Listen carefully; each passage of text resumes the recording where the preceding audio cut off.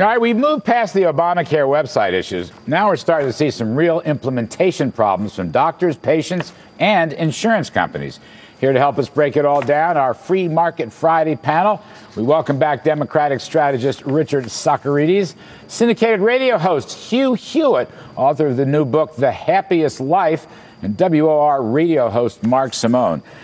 It is a great pleasure, all of you. Thank you. Hugh, what do you make of this? I mean, every day you get news stories coming up. They're featured on Drudge or in the front page of the newspapers. What's going to happen here? Well, all the smartest people. You just had a couple of great ones, Jimmy P. especially, but Avik Roy or Meghan McArdle or Philip Klein, you name them, Tevi Troy. They all say this is a disaster that is unfolding in an escalating fashion.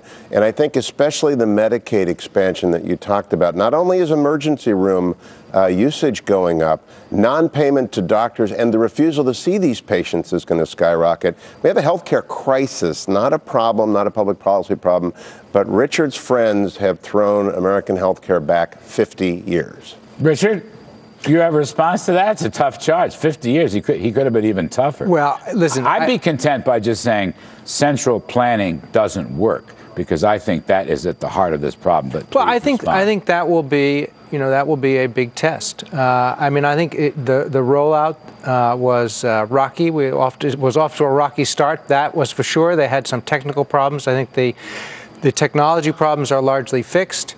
People are starting. Yeah, I think people are starting to sign up, and I think that once Obamacare sets in,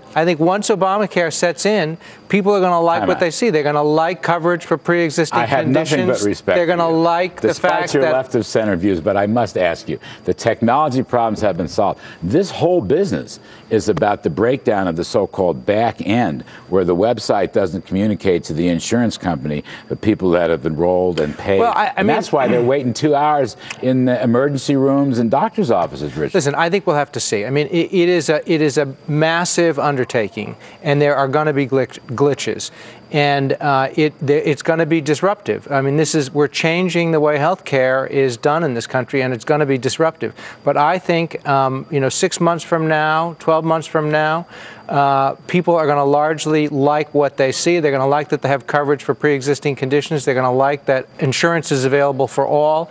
They're going to like this new system. Look, Mark, I think pre-existing conditions is a big issue, okay, very important issue.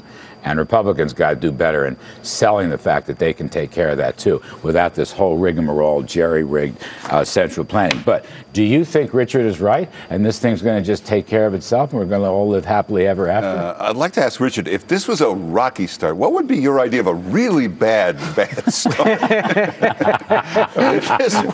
What could have been worse than this start? Well, the technology was off to a very rocky start, and they will pay for that for a long time. Someone once said Obama is like a guy who burned your house down, shows up with a fire extinguisher that's empty, and then says your house was no good anyway. So. Well, I mean, I really think I think that we have to judge this thing on the merits, and it is too early to judge this thing on the merits. No, it's too early, and I'll tell you why. Because 6 months from now, when everybody's gotten on this plan and they find out they definitely lose their doctor, everybody loses their doctor. You got no choice of hospitals.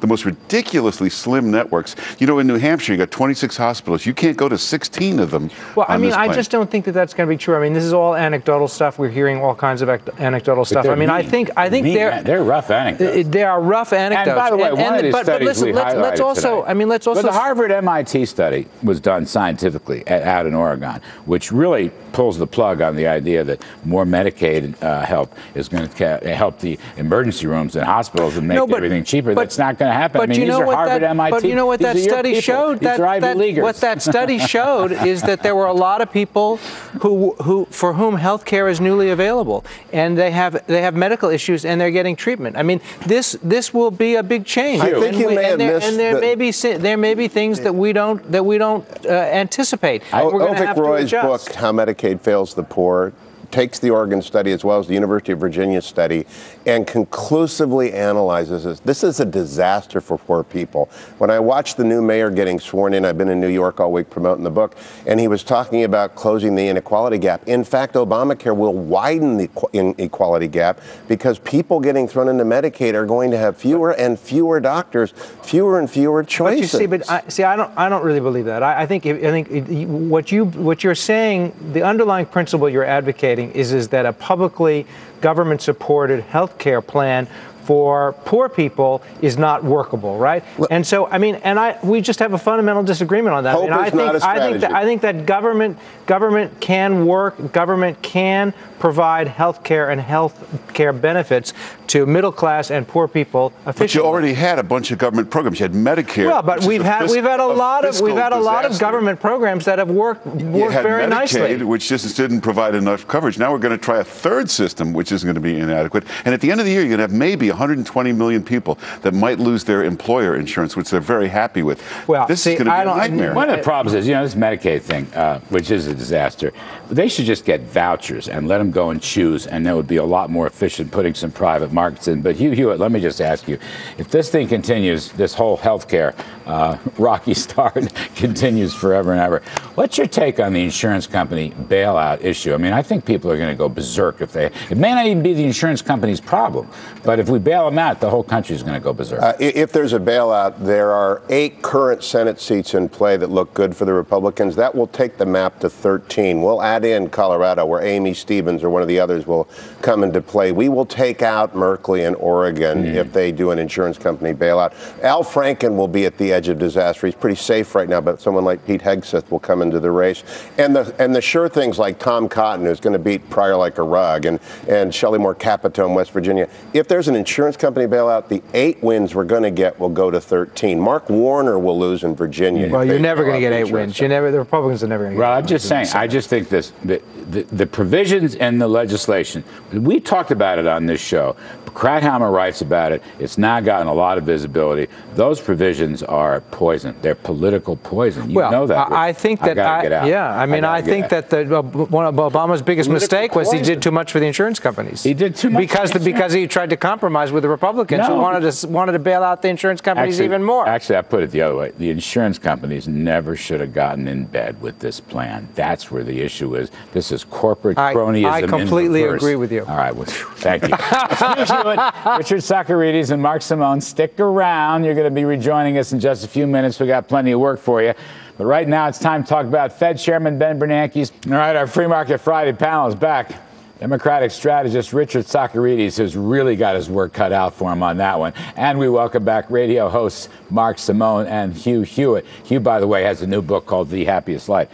Richard, I don't know how the Democrats get out of this, the big lie. It's a dagger in their heart. If you liked your insurance or your doctor, you could keep it. How are they going to get around that? Listen, can I just say, the Republicans have zero chance of taking back the Senate. It's going to get closer. The margin is going to get closer. Like what? But 6 Senate seats, it could be very close. Could be 50-50. It could be 50-50. Could be 51-49. But look, the Koch brothers are targeting all the Democratic women. This is part of the Republican war on women. They've got 3 women Democratic senators. This has nothing to do with healthcare. They're pouring millions of dollars on it. I do not think that the Republicans are going to take back the Senate by targeting women and using the money of the extreme right Hugh, to try to fearmonger these elections. You've got to give it. Socarides is a very clever guy, but none of this adds up. Terry. To suggest it's a war on women has nothing to do with health care. This is a war on women. No matter how bright Democratic Richard Socarides may be. Yeah, let's come up with 2 names for Richard to consider. Terry Lynn Land in Michigan, who is surging and is going to be the upset special in the Senate race, and in Colorado, Amy Stevens in Colorado. So it's awfully hard to wage the war on women when, in fact, women are waging the war on Democrats. And they are waging the war on Democrats because their health care is poor. My friend Mary Catherine Ham, Larry's friend, came up with the term doc shock. And, women more than men are going to experience dock shock in the next year when they find their networks have collapsed and their access to health care has gone down under the much vaunted Obamacare. Go on, try and sell that product all you want. It's the Edsel of politics. The entire... Let me just get Mark in here because he's always fact-based and entirely neutral in his judgment. Yeah. All right, let me just ask you, how does a Democrat worm out of this promise that Obama made and everybody made it right down the line? Because the Koch brothers, smart group, good advertising, they're just going right for it, right for the heart of the issue. Absolutely. And Richard, let me say this to you. If you like your Senate seats, you can keep them. Thank you. I will keep them. I will keep them. Frame that. You know, Fabulous. you're going to have everybody losing their doctor, not being able to go to the hospital you want. You know what's going to be a big issue? Nobody's even thought about this. The light bulb is going to be the big deciding issue here. You know, as of now, you're not allowed to make a regular light bulb or import one into this country. A light bulb that we've known all our lives. You're going to have that squiggly thing now, which nobody's going to like. It's not the right light. If you break one in your house, you have to call in a hazmat team to get rid of the thing. And that's going to start to dawn on people. What happened here? The government tells you what light bulb you can use? I mean, I'm not sure I'm following all this, but listen, what I will tell you is that a Republican the Republican campaign to retake the Senate will be based exclusively on what they perceive will be dislike of Obamacare. And I will tell you, the polls in the rest of the country. I will give you this, that if at the time of the midterm elections, Obamacare is hugely unpopular, 10 months from now, I don't believe it will be, but if it is hugely unpopular, it will be 50. It could be 50-50 in the U.S. Senate, but the Democrats will not lose control. Could also be 53-47. Hugh, let me go to you on another issue. Republicans are far from united on this. Okay, now the Koch brothers, I think, doing the Lord's work, going after the vulnerable Democrats. However, as you know, a lot of the fiscal groups, American Action Club for Growth, are going after Republicans, and also I'm reading socially conservative group, the Council on National Policy. I've spoken to them. It's a good group. Ed Meese is heading up a project for them. They're going to go after Republicans who are, they believe, going soft on the social issues. So how does the GOP get past these civil wars? The good news is our terrain is not open to any of the sort of things that hurt us so badly in 2012. We're not going to have any divisive primaries of the sort that plagued us in Indiana and Missouri. Mitch McConnell is going to be the nominee. He's going to win handily. It looks like in South Carolina that Lindsey Graham is going to be the nominee. He's going to be handily. Meanwhile, people are looking at saying, I'm going to put my money into Tom Cotton beating Mark Pryor in Arkansas. I'm going to go up to Alaska and be with Meade Treadwell to take out Mark Begich. So whereas Democrats wish they could pull what they did in 2012, which was clever and divisive for our side, I don't see it happening. I think the stakes are too high, and the destructive impact of Obamacare, and by the way, our foreign policy, we are going to have a mess in Iran. Syria is over 130,000 dead. Hezbollah is close to getting the kind of weapons that forces Israel over the line. It's a serious election cycle. Rhetoric's not going to beat the Republicans like it did in 2012. Yeah, I think so. I think you're right. But who knows? Some of these primaries may be divisive. That's an issue. It may not be insupportable.